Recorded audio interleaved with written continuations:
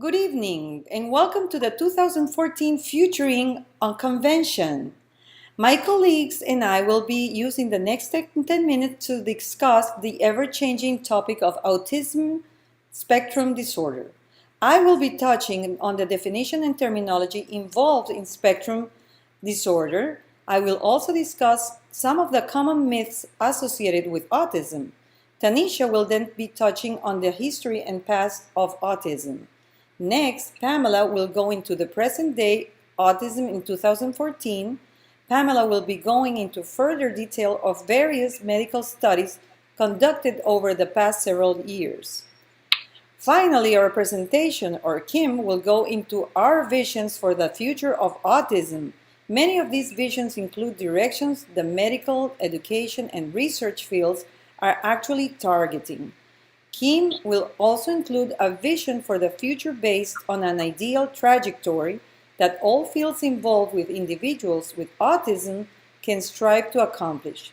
I would like now to begin by talking about what is autism. Okay, as we already have talked about it, autism is currently diagnosed. Autism is a spectrum disorder, so it's not something that we can really address by a physical condition or a genetic condition, but it's a combination, which is a disorder. And it's currently diagnosed using the guidelines listed in the Diagnostic and Statistic Manual of Mental Disorders, which is in the 4th edition. So, how many types of autism there is? There are several. This disorder has we have 5 different types. These are the autistic disorder or classic autism, the Asperger disorder also the pervasive development disorder not otherwise specified, the Rett disorder, Rett syndrome, and the childhood disintegrative disorder. I will now give and I will also want to tell you something that has been the myths that have been so pervasive and so destructive into this disorder. They tend to say a lot about how the autistic kids have no feelings. That is not correct. The problem is their challenges is more into how to express it. Another myth that exists is that people with autism are violent. There has been no connection between autism and violence. Another typical myth is that people with autism cannot talk. That has been proven over and over that it's not even right, or also that are mentally retarded. We know very brilliant people that have this social disorder. So it's not necessarily, there's not one single type that fits all. So this is something that we need to review. So I'm gonna give the control over to Pamela. I'm going to discuss clinical trials and research studies of autism.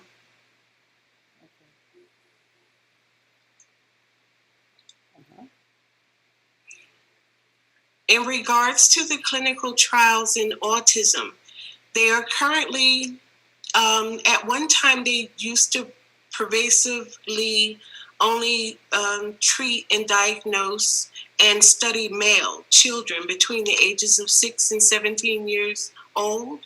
But as of recently, they've even started to include multiple races and females in their studies. They also have found out that if they were to able to diagnose this condition through amniocentesis in the womb, they can follow up after the birth of the infant and then begin their clinical trials as early as infants, rather than waiting until the age of 6.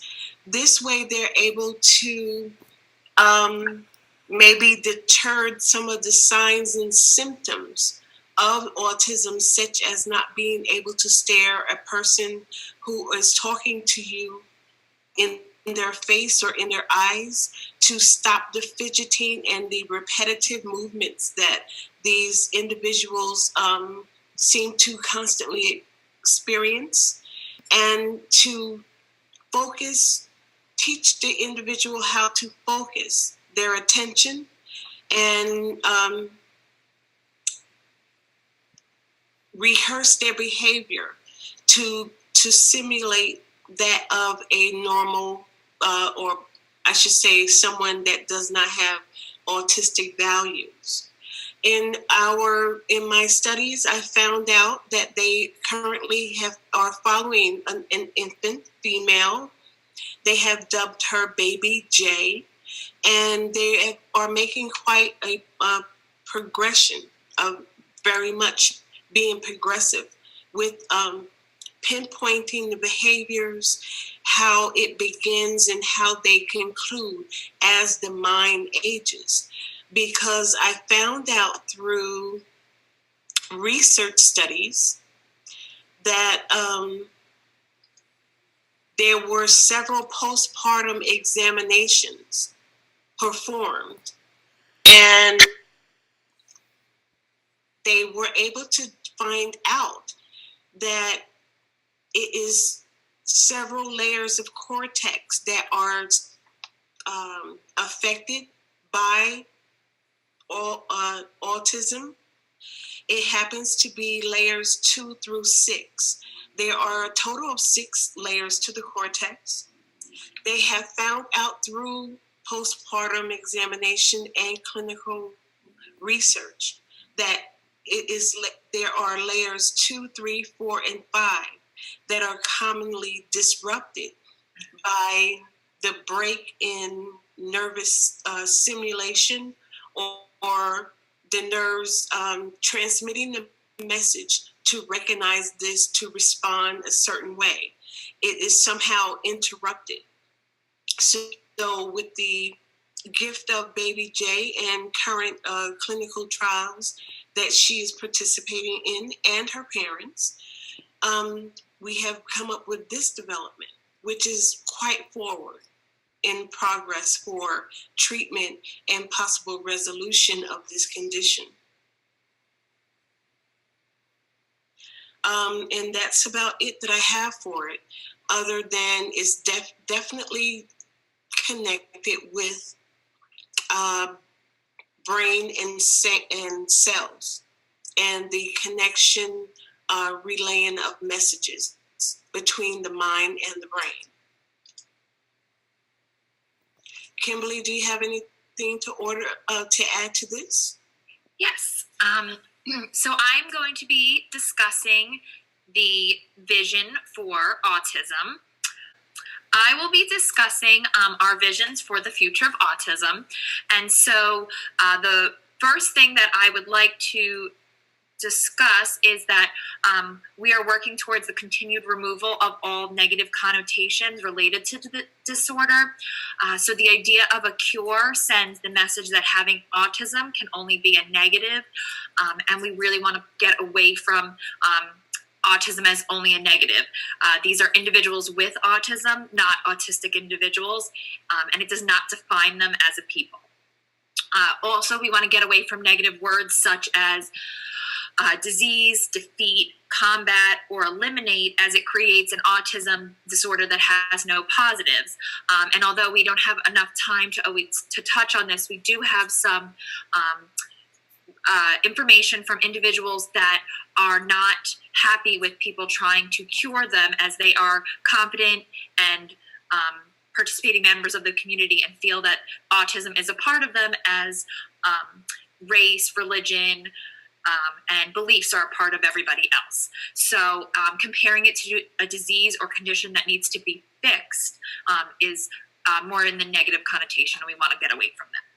So next, our vision takes on a holistic approach or theory that will create a paradigm shift that generates more positive thinking and experiences for all individuals. So we want the individuals to be more in involved in their community, political decisions on policies, fundings for school, inclusion in schools, and treatment approaches. If individuals with autism are able to share what works, what they feel does not work, and what kind of treatment approaches are best for learning in schools and then beyond. Then we would also like to see individuals with autism have more self-awareness for emotional regulation and independent emotional regulation. And this can further lead to the individuals becoming more self-sufficient and just in having more inclusion in everyday life. And this not only benefits the individual with autism, but also is a benefit for the community and the school settings for everyone to learn more about autism and be more learned about autism, and not just individuals with autism learning from us. And finally, let me get this open. Our idealistic approach is a vision for this Futuring Convention is to include technology advancements that is currently being used for individuals with MS, depression, prosthetic limbs, and other conditions that a lot of technology is already being used for, such as the brain stimulation. And one of our ideas is that we can use the brain studies and technology to target executive functioning in parts of the brain, such as the frontal cortex. Let me get this up. So parts of the brain, the frontal cortex is involved with executive functioning. So this is our decision-making process. The language center of our brain, which is now recently discovered to be on both right and left sides of our brain, so both hemispheres, as well as the emotion regulation center of the brain, which is all within these pictures.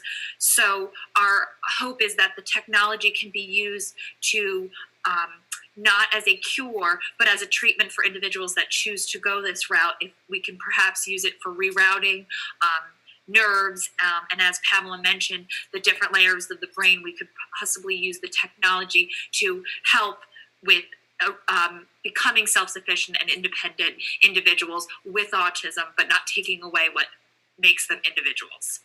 So we would like to thank everyone for attending the 2014 Futuring Convention and look forward to answering everyone's questions. Thank you.